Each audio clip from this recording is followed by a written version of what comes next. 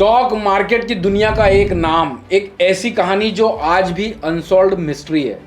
मनु मानिक, दलाल street का black cobra, जिसका कोई ऑफिशियल रिकॉर्ड नहीं है पर जिसका जिक्र हर स्टॉक ट्रेडर की कहानियों में होता है।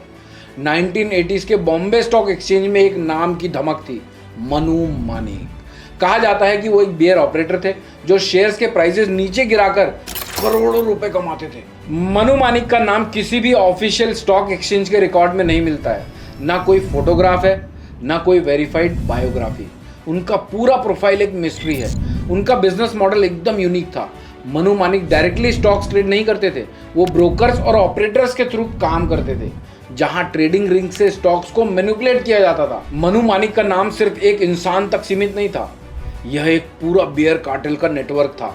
मार्केट रिपोर्ट्स के मुताबिक मनु मानिक और उनके ट्रेडर्स किसी भी स्टॉक्स को शॉर्ट सेल करते थे और जब प्राइसेस नीचे गिरते थे तो प्रॉफिट कमाते थे। इन द लेट 1970s और early 80s Bombay Dyeing, Tata Steel, ACC cement जैसे बड़े स्टॉक्स काफ़ी बार क्रैश हुए और इसके पीछे एक ही नाम का जिक्र होता था, मनु मानिक। स्टॉक मार्केट में शॉर्ट सेलिंग का मतलब होता है किसी भी स्टॉक को गिरने की उम्मीद पर बेचना और बाद में नीचे के रेट पे खरीदना। मनु मानिक और उनका कार्टेल इस टेक्निक को परफेक्शन तक ले गए थे। 1982 का स्टॉक मार्केट वॉर, जो आज भी एक फाइनेंस लीजेंड की तरह सुना जाता है, मनु मानिक और धीरूभाई अंबानी का टकराव। मनु मानिक का टारगेट था रिलायंस का स्टॉक, जो उस समय 131 रुपये पर शेयर पर ट्रेड कर रहा था।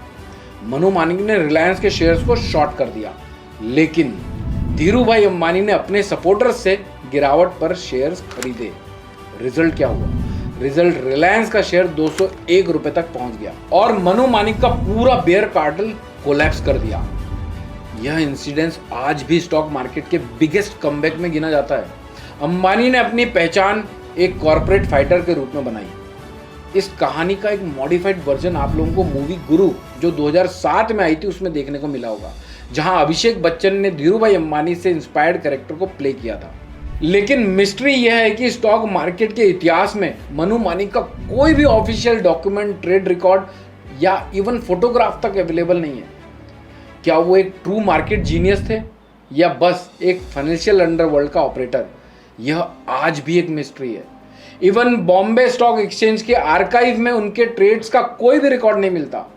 कुछ एक्सपर्ट मानते हैं कि उनके ऑपरेशंस इलीगल भी हो सकते थे, इसीलिए उनका रिकॉर्ड सिस्टमेटिकली इरेज कर दिया गया। पर यह सिर्फ एक अफवाहें हैं। मनु मानिक एक इंसान जो स्टॉक मार्केट की हिस्ट्री का एक अनसॉल्व्ड मिस्ट्री बनकर रह गया। क्या वो एक फाइनेंशियल मास्टरमाइंड थे या एक मिथ? यह सिर्फ दलाल स्ट्रीट के पुराने खिलाड़ी ही जानते हैं। आपको क्या लगता है, मनु मानिक एक लेजेंडरी ट्रेडर थे या एक फाइनेंशियल घोस्ट? अपने थॉट्स कमेंट्स में जरूर छोड़िएगा।